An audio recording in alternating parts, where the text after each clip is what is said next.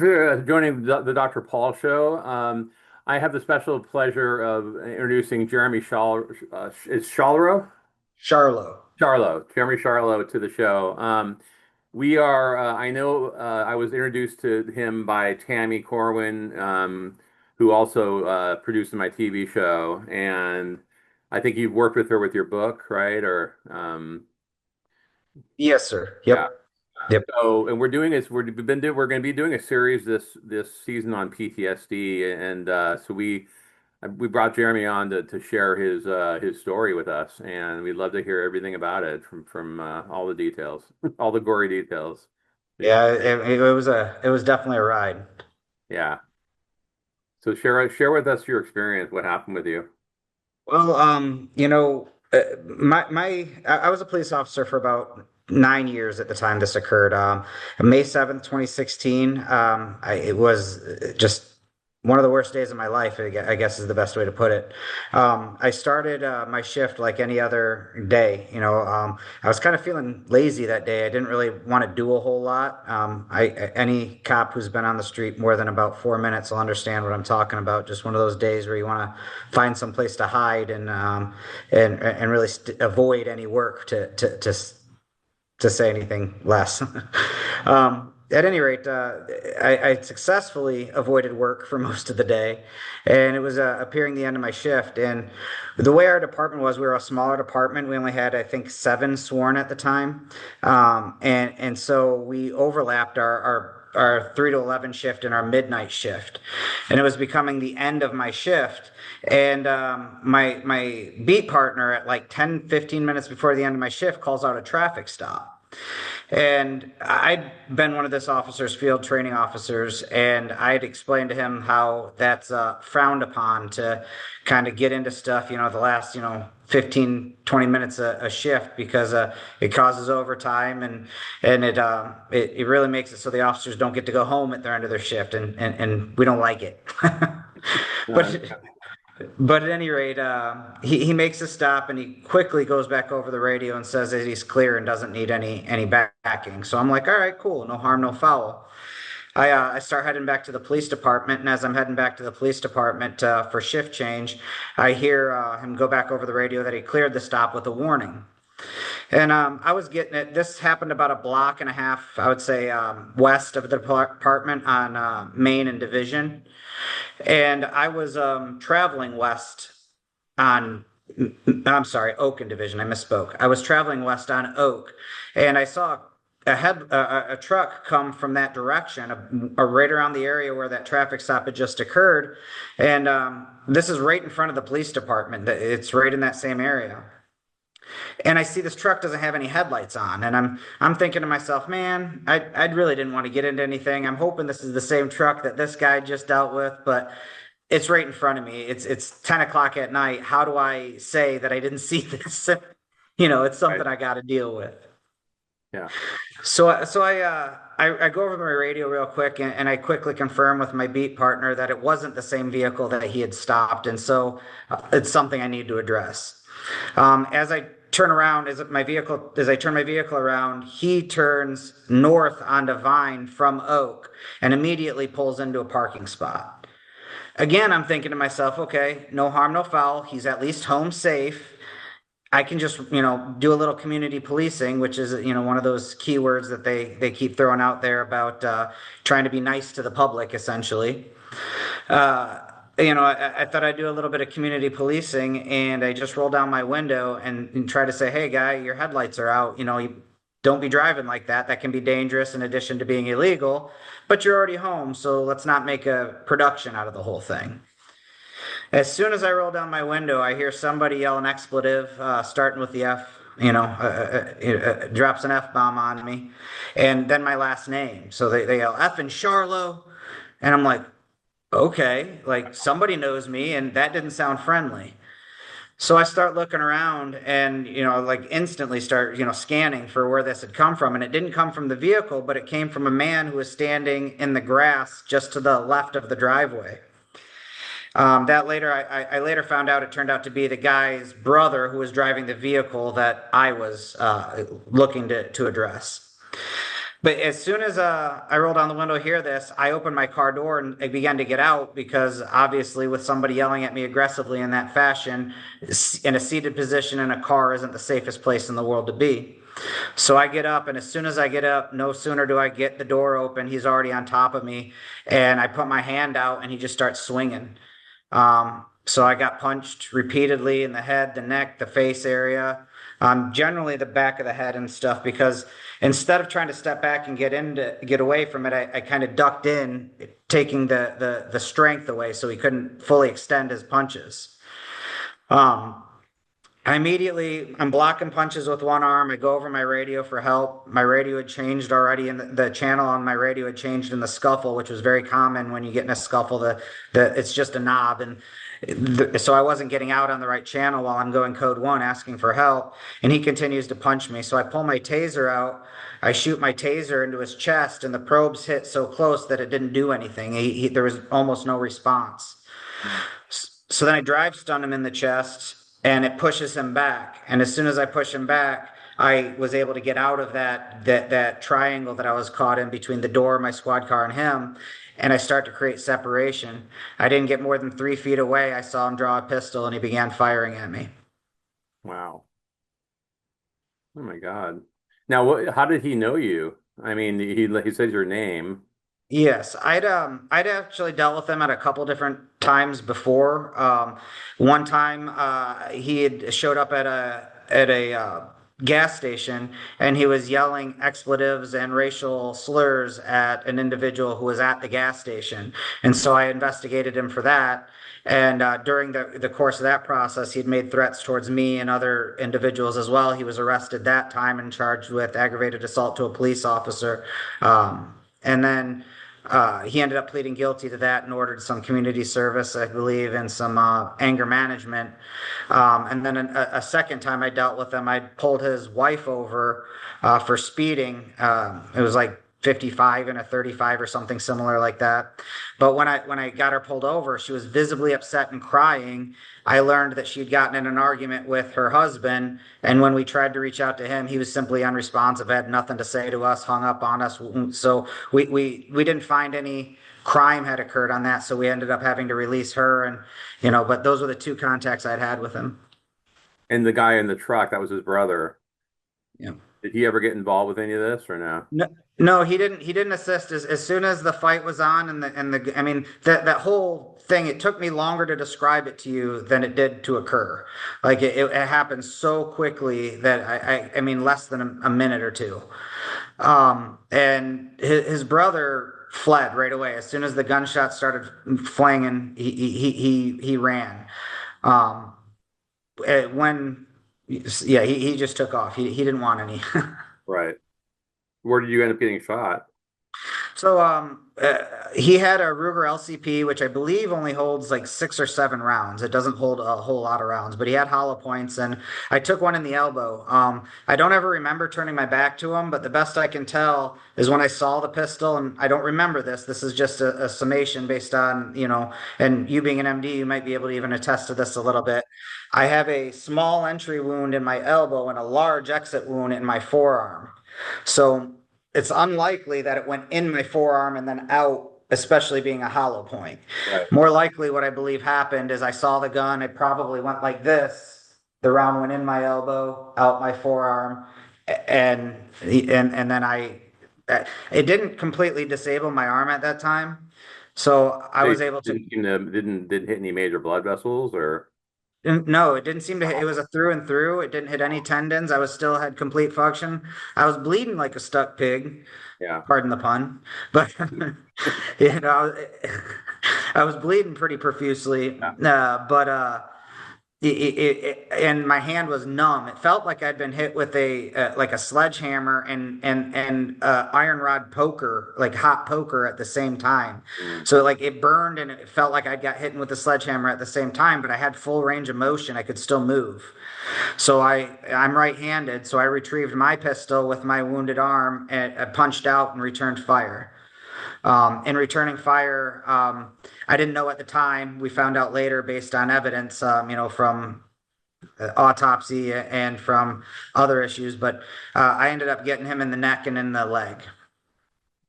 And he ended up getting away, right? Or did you? Yep. From that, that put him on the ground for a second. He was able to get up after that. I ran out of rounds. I unloaded my magazine at him, um, and I took a knee to reload. And as I was taking a knee to reload, I watched him get up off the ground, and he ran into a nearby house. I ran towards my squad car, but I thought like, look, that's not cover, that's concealment, and that's still a danger. So I went behind a house instead, pied the corner, was kind of watching the front as I went over the radio, notifying him that I was hit.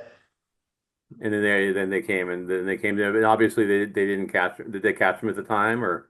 No, he exited the house a couple minutes later with an AK-47, and he again opened fire on my squad car, thinking I was in the squad car.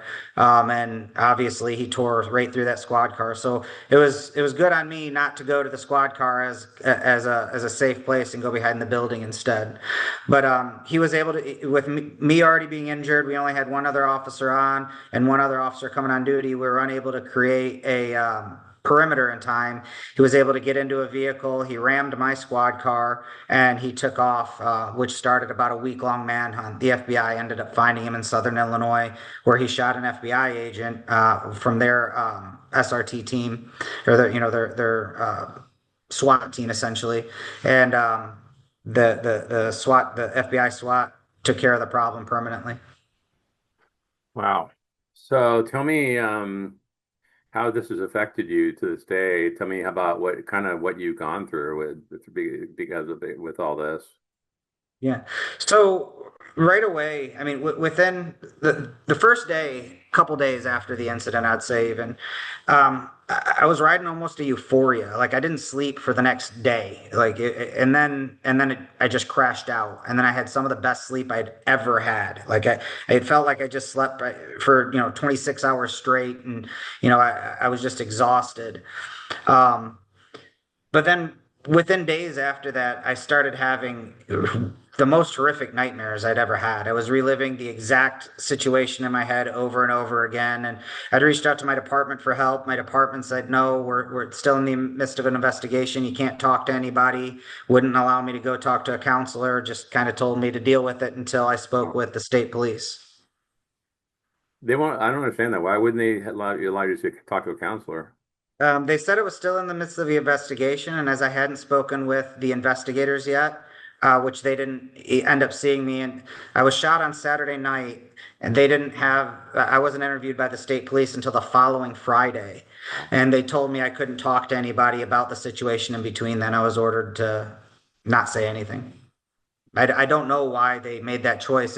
It's actually counter to all of the recommendations they make in these situations. Usually they recommend a 24 to 48 hour cool down time and then the interview of the police officer. And then they also recommend, different types of counselings be made available right away.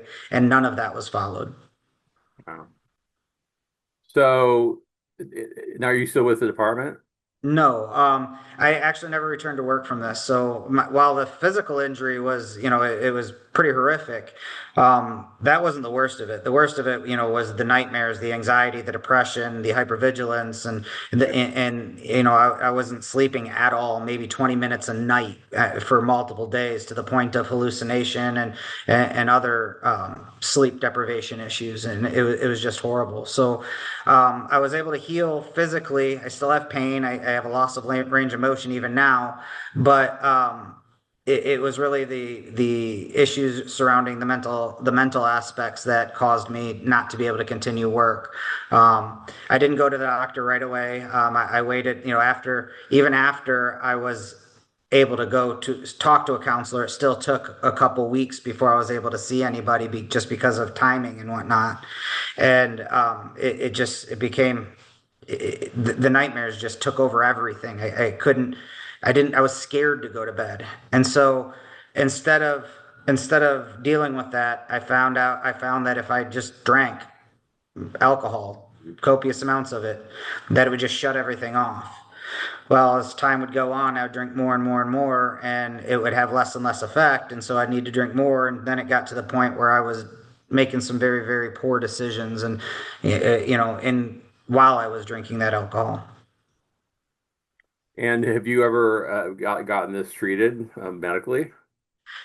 Yes. So I did shortly after that, I did start seeing a doctor. I went to the doctor and I tried to find a way not to put it under a workman's comp to try to do it just through my insurance, but Right. they weren't having that in any way. I didn't want it to affect my department at the time. I had intended on figuring out a way to get back to work. But over the following 6, 8 months, going to the doctor, almost weekly, sometimes twice a week. Um, I spoke with a psychologist. I was diagnosed with post-traumatic stress disorder, anxiety disorder, and generalized depression disorders. And then he referred me to a psychiatrist, and that psychiatrist just did what psychiatrists do, and it was pill after pill after pill. I think at one point I was taking like 9 different pills, and it was one for depression, and then one for a side effect from that pill, and then one for another pill, and it was felt like I was taking medications for the side effects for the medications, and it was horrible. I ended up becoming addicted to the depression medicine to the point where if I went 8 hours without it, I was vomiting and shaking on the ground. Wow. So are you taking anything now or no? No, I'm not anymore. After dealing with the addiction issues that I was struggling with from both the alcohol and from the pills. I had to figure out a way to get out of that cycle. So I made some changes in my life that I really believe helped with that. I began working out regularly. That was, I had a bunch of friends reach out to me and say, "Hey, physical exercise," and we're not just talking the casual run. We're talking an hour and a half in the gym, Right. trying to really, really put the work in, and you can burn off some of that nervous energies, and it also releases certain endorphins that can really help with the depressions and things of that nature, as I'm sure you're aware of. Um, so I really dove into the working out, and then as I was trying to get through the healing process, as I was trying to get back to work, the doctors wouldn't sign off. They kept saying that they didn't feel I was comfortable. They were comfortable signing off on me to return to work. So a year came, and in Illinois, where I was a police officer, the state law is written in such a way that if an officer who has been injured can't return within 1 year, they're fired. They can be terminated. They don't have to be, but they can be. That allows room for another officer to come on to get their numbers back up, that kind of a thing. But it really kind of strands the officer injured kind of out there in limbo. I mean, they lose wage, they lose pension, they lose everything while that is going on. So on my year anniversary, my chief of police called me and had me come out and meet him at the edge of town. I didn't like going to the police department anymore because this again happened like right in the backyard of the police department. I didn't like going to that area. So he met me at the edge of town. He gave me a letter of or a letter of termination, and asked me to hand over my badge, and that's how I was no longer a police officer. So wait, you got cut off from pension, I mean, you didn't get disability pay like while you were off work, you didn't get disability payments? Well, So for that first year, the Illinois the department in Illinois is required to maintain your wage either through workman's comp or out of their own pocket. But yeah. after that year, they can terminate you.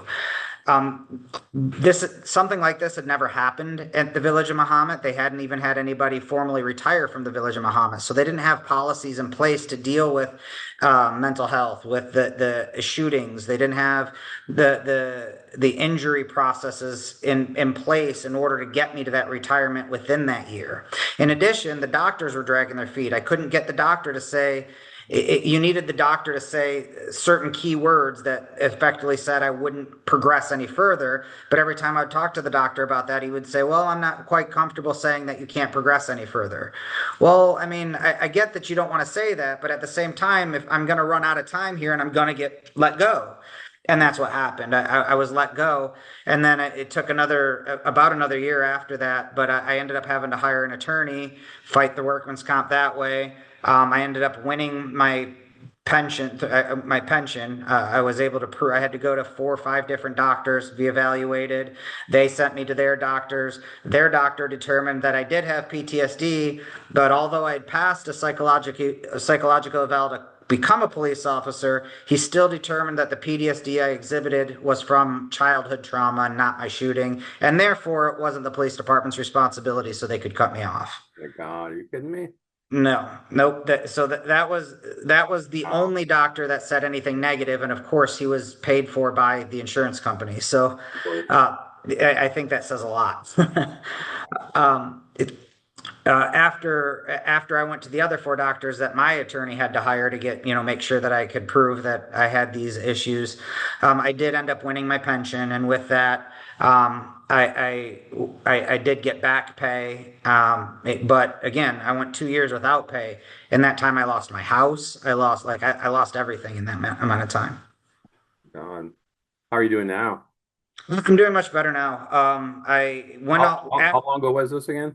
This was in 2016. Oh, six. So I won my pension in 2018, late 2018, and yeah, it's been crazy since then. So yeah, you when I left the police department, that kind of opened a door for me to begin speaking about these issues and trying to let other officers know. When I still worked for the department, they still had some control over what I could say publicly and what I couldn't say Right, publicly. But after they fired me, it was kind of like all bets off. You don't get to determine what I'm saying anymore. right, And so I took to social media, and in taking to social media, I began expressing the struggles I was dealing with, the abandonment I felt from the department, how I felt like I was cast aside, all this kind of stuff. I talked a lot about my nightmares, the depression, the anxiety, the drinking. I became an open book and just began preaching, just out complaining, for lack of a better word, right, but just really out there saying this is not okay. We shouldn't be treating officers like this. right. And in doing so, Operation Enduring Warrior found me. They had a couple guys that saw me online, and they were like, "Hey, we need to talk to you." And they reached out, and I was like, "All right, cool. Let's set up a phone call." So they set up a phone call with me to kind of get my backstory, kind of do a little bit of an interview to see if I was right to, I'd done research, I'd learned what they were about, and they specialize in working with injured vets, law enforcement, and firefighters to bring them back into the fold, back into the community, and show them that their injuries don't define them, that they can really recover from their injuries, regardless of it, whether it's physical or a mental issue, there's still a path forward. It might not be the same path that you were on, but there is still a path, and they work to give us the tools to really function. Hmm. And so I was thinking they were wanting some help. They reached out saying, "Hey, we think you can help us. Will you take this phone call?" And I'm like, "Yes, absolutely. Maybe that's what I need, an opportunity to give back." And so I'm on the call. We're talking about the whole situation, all of the issues I had gone through, attempted suicide, things of that nature. And I really thought they'd want nothing to do with me. But they told me I was exactly the type of person that they existed for. And then they asked me to come on as an honoree. Oh, And I was like, wait a minute, what? An honoree? I thought you said you wanted my help, and now you're bringing me on as an honoree to, provide this for me? And they explained, yes, that's exactly what we're doing. We want you to come out, tell your story, show other people that there is a path forward and that getting help is okay. It's okay to ask your brothers and sisters for help, and we'll be there when you need to. And so I agreed, became an honoree, and I just fell in love with their mission. And I've been with the organization since late 2018. how are you doing like symptom wise? Or how's your mood been, your sleep, all that?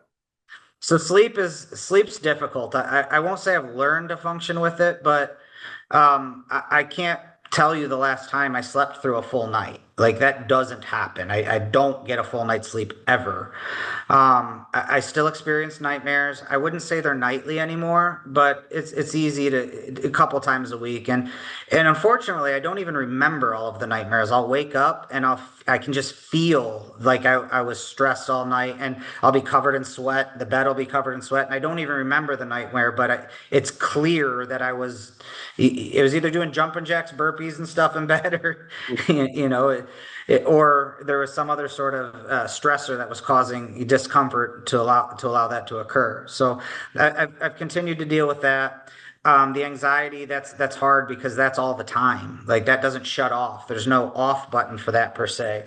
And that's kind of where working out has come into effect. Anytime I'm starting to feel that, I go back to the gym, and I really put in the work there, and that seems to help quite a bit. Again, I think it has something to do with the endorphins that are released, and then the other type of goal setting mechanisms. And when you achieve a goal, there's endorphins that are released, and that can be managed even on a micro level. For hey, I ran a mile in 50 less seconds than it did before, and that can really help to release those endorphins the way you need it to, which can improve the overall function, and then kind of allow you to start seeing the light at the end of the tunnel rather than just being completely stuck in darkness. It's too bad your experience with medication because it sounds like they threw you on way too many things, and unfortunately you had a negative experience. If I had a crack at you, I would be able to definitely improve the situation there. Uh, Yeah. but now tell me us about your book that you've written. What led to that? And tell us about it. So as part of my treatments with my psychologist, he asked that I journal, and from what I understand, it's very common. It's a form of exposure therapy. It's kind of the simplest form because you don't have to actually face it directly. It's more of a in your mind, and then you put it onto paper. But it allows you to confront those fears without having to physically leave the safety of your environment. Uh, and so, with that in mind, he asked me to write a journal, and I did. I didn't always share it with him. To be honest, I didn't share it with him regularly. He would regularly ask me if I'd done any writing, and my response would be no. Where I'd spent 3 days writing, I just didn't feel like I wanted to share it with him at that time. But as time went on, I began to trust him more, and I would share more and more and more with him. And then, again, through my outreach, an acquaintance of mine, Dominic Izzo, uh, put me in touch with Tammy. And Tammy's like, "Hey, we think your story would make a good book. What do you got?" And so I kind of took my journal, turned it into more of a memoir, and then added to that memoir. It does a good job of detailing the incident from beginning to end. Then I go into some systematical changes that we need to make as a society. One of the big ones I think is PTSD right now. Yes, it's an injury, but if a police officer passed the psychological evaluation to become a police officer, and then they are later diagnosed with PTSD, I think it should be almost like a understood, like they would say, some certain diseases that you would get on the job. It should be understood that that is due. There should be a presumption that it's due to the police work and not the officer having to prove that it's from the police work, and that would take a lot of the burden off of the officer who's struggling. So I make recommendations for systemic changes, what other departments can do in order to ensure that their officers don't fall through the cracks, kind of like I did, and then I kind of just make those recommendations in a kind of packaged way. The book itself is fairly short. It's only about 94 pages, and that was done on purpose. I don't know if you know a lot of cops and firefighters and other operator type guys, but we're not very patient. We're not going to sit there and necessarily open a 300-page book, 400-page book, and sit there for hours and reading it.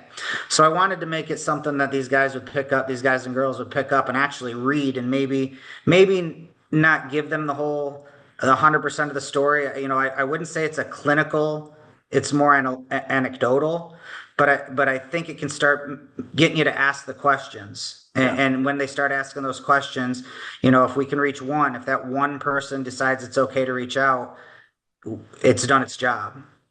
It's important also to for officers or whoever positions of authority to realize that having this is not a weakness. It's not a weakness in your character. And I think with being a man, we fall victim to that. We can't despise. We have to be strong. We can't be weak. We gotta stand. And I think sometimes seeking help too can have like a stigma attached, which shouldn't be. I see a lot of people with PTSD. I see a lot of veterans from Vietnam War, from the Korean War, even the old guys, and officers and firefighters. But yeah, I mean, it's a high risk job. It's a Yeah. very high risk job, obviously, and but yeah, and I saw one officer who basically had to leave because he said it just he saw too many things. He said Mhm. he said there's, he was in the as a detective, and he said just saw too many dead bodies and too much. Just, he said just like, after a while, he said just got to him after a while, and he just couldn't do it anymore. So Yeah. he had to retire.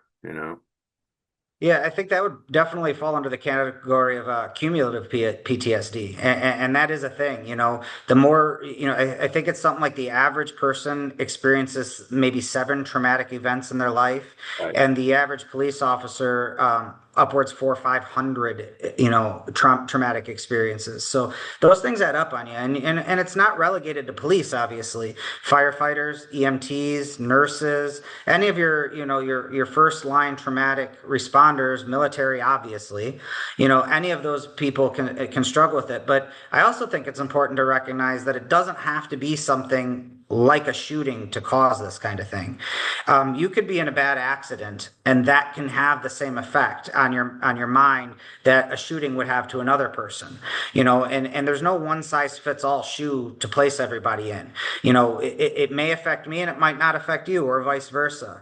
I think a big thing that affected me there is when I went through my incident was I was kind of relaxed. I wasn't in the alert state. I thought this was a nothing. I thought like I was just going to roll down my window. I was going to tell them, "Hey, move along. You're good. Just make sure you have your lights on." And I was going to drive home. And that turned into the fight of my life. So I went from complete calm, complete rest, not in the right mindset at all, to fighting for my life. And I think that is a big part of the reason I struggled. Like my mind couldn't grasp that as a whole. right. Even though I can articulate it now, I still think I'm struggling with that. Yeah. Yeah. So now are you seeing a doctor or seeing a therapist anymore or not about this? No, so with my insurance, the police department was required to cover me with their insurance for the rest of my life, because of this injury. However, their insurance only worked in Illinois, Uh, and I'd later had some death threats. The father of the man who shot me decided that he wanted to kill me, and he came out publicly saying he was going to kill me, etc. And so I left the area instead of getting into another altercation. I was like, I don't need this. I'm going to leave. And I did. But in doing so, I didn't have access to doctors anymore because my insurance wasn't valid. mm, So I went a few years without insurance, and in that time, I relied on the stuff that I'd learned through my psychologist. I'd gotten to a very comfortable spot. I'd cut out the alcohol completely, and that was huge. I can't express to you how much that made a difference. Just not drinking nightly. And when I say drinking, I was drinking about a fifth of whiskey a night. This wasn't social drinking. This was blackout drunk every night. And that was having its own health effects. My kidney enzymes were raised, and like all right, sorts of all sorts of other issues in and of itself. But it was more like you'd wake up from that alcohol fueled blur, mhm, and nothing felt better. You felt worse because I right. mean you have flashes of what you'd done last night. Half the time you're embarrassed at how you acted, and then it's just a downward spiral. It doesn't help anything. It make the pain go away temporarily, but the pain it brings later is, I mean, you're robbing Peter to pay Paul. And the anxiety, is that better controlled nowadays or? It's managed. There's certain things that I use all the time. The stop method, I use that daily. And that's just as simply when you're starting to feel it. And at least with me, it's something I can feel coming on. My skin starts to tingle. Like I can feel it even in my head. I can feel it in my breathing. And when that starts to occur, I'm like, okay, I've recognized this feeling now. Nothing good comes if I continue, so I have to find something to interrupt it. If I can go to the gym, I'll go to the gym. If I can't go to the gym, I'll go for a run. If I can't go for a run, I wear these bracelets all the time. Some people use rubber bands. It's the same concept. It's just a snap, and it's a grounding technique, is what it is. It's a distracting grounding technique to bring you back to the moment, and then once you get back in that moment, instead of trying to look out into the future, which is where anxiety lives, you just live moment by moment. Okay, I need to make it one more minute. Okay, I need to make it one more minute. I'm feeling better. I need to make it 2 minutes. I need to make it 5 minutes. I need to make it 10 minutes. Okay. I've calmed down. In addition, I'm doing my breathing exercises. Yeah. For many years, I'd carry a coin with me to do the touch thing where you'd rub the coin. So I'm using all sorts of these techniques that I learned from my psychologist Mhm. in order to just function day in and day out. And I found that as long as I'm doing them regularly and I don't let large gaps occur in them, that it seems manageable. I won't say easy, but manageable. There's a one if you have a doctor, there's a really mellow thing at night called Prazosin, which is a blood pressure medication, a mild blood pressure. Have you tried it for Yep, I was on trazodone and prazosin. did Prazosin help the nightmares a little bit? It shut them off. Yeah, it really did. It did shut off the nightmares. But with the addiction I experienced from the other, like I'm just, I wonder if the pharmaceuticals at this point are doing more damage than figuring out a way to Well, deal with the nightmare. true, but they're not addictive, and people might say, well, how can they not be addictive when I stop taking I don't feel good. Yeah, That's not addiction. It means they don't work when you don't take them. Just like possibly the antidepressant that you took that, you said if you don't take it in 8 hours, you feel worse. They're shorter acting, so you have to take it every day, not exactly the same time, but around the same time. So right. when you're feeling withdrawal going off of medication, it's not an actually addiction. It's kind of like if a diabetic is feeling like withdrawal off of insulin, that's not addiction to insulin. It just means they're not taking it on time. Uh, What I was experiencing was a dizziness, and as soon as I'd start getting dizzy, I would be vomiting, and then I would be on the ground shaking, and that's what I was experiencing. And I think it had something to do with the type of antidepressant. It was specifically the antidepressant that it was, and it was I don't remember the name off the top of my head. I apologize, but okay. once I got that, so what I ended up doing with that is I began weaning instead. So instead of just quitting cold turkey, I was taking 2 pills a day. I started with taking 2 pills every other day, and then 1.5 pills Yeah. every other day. And then as I started, and even then I would still feel nauseous, sick, etc. It just wouldn't be as extreme. And Right. then after I started to feel normal again with that regimen, then I would take away another half, and then I'd feel like crap for another week. And then once I started feeling normal again, I would take away another half, and eventually I got to the point where I didn't have any anymore, and I wasn't feeling sick. Yeah. But it took 3 or 4 months for that for that process, and I definitely can understand why some people can't or don't want to go through that. I mean, it was horrible. It was disgusting. It was Yeah. Yeah. bad. But it sounds like you have some tools. Like I said, breathing exercises are important also, and Yep. looks like your psychologist has really given you some really good tools to work with, which is great. Yeah. What are you doing? What are you doing now? What's the future hold?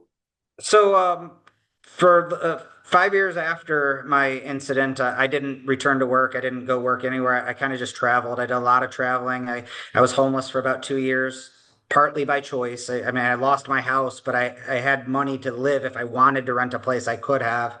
But I didn't want to at that point. I felt more comfortable not being able to be found, I guess is the best way to put it.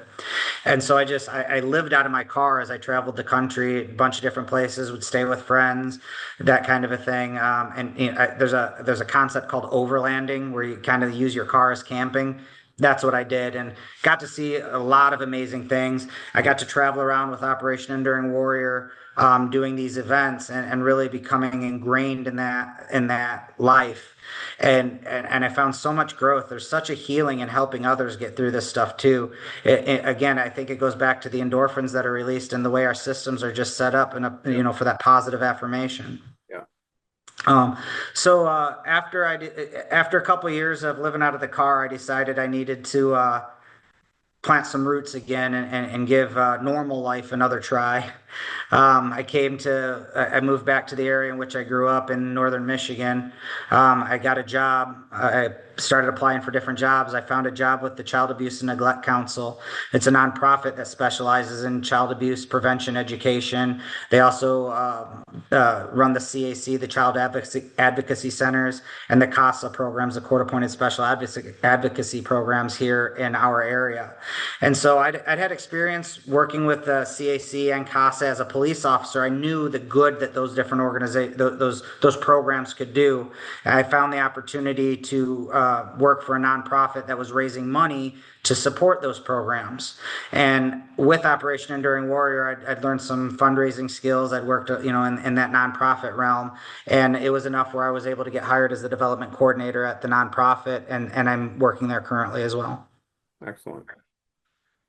Well, excellent. I'm sure glad that you came on my show and told your story. It's a subject I near and dear to my heart. Like I said, I've seen a lot of patients over the years with PTSD and some pretty bad from the wars, and police officers and firefighters and EMTs and you guys are just exposed to so much stuff that the general public is not. But I'm happy that you made it through and that you're safe and you're doing well. But Thank you very much.